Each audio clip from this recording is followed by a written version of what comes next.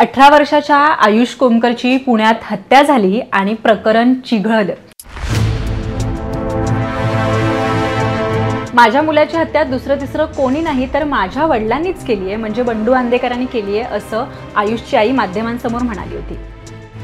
एका आईचे आरोप पुणे पोलिसांनी मनावर घेतले आणि पुणे पोलिसांनी धडक कारवाई केली, ती म्हणजे गुजरातमध्ये। आंदेकर कुटुंबातील चौघांना गुजरातमधून अटक केली आहे। आयुष कोमकरची हत्या झाल्यानंतर हे चौघेही फरार होते। हे पळून जाऊन महाराष्ट्रात थांबले नाही तर थेट गुजरातला गेले। शिवम आंदेकर, शिवराज आंदेकर, अभिषेक आंदेकर आणि त्यांची आई लक्ष्मी आंदेकर या चौघांना गुजरातमधनं अटक केली आहे। हे चौघेही फरार होते। याआधी पोलिसांनी 8 जणांना बेड्या ठोकल्या होत्या।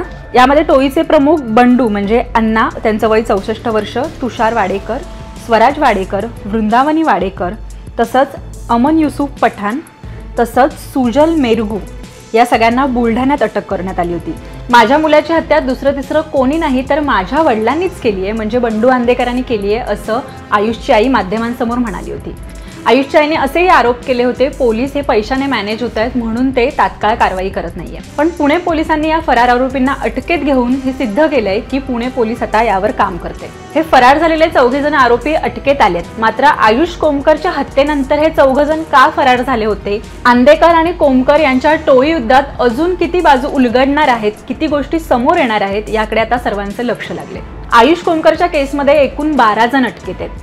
त्यामुळे आता कुठेतरी आयुष कोमकरला न्याय मिळेल आणि हे टोळी युद्ध जे आहे कोमकर आणि आंदेकरांचं ते थांबेल अशी आशा आहे।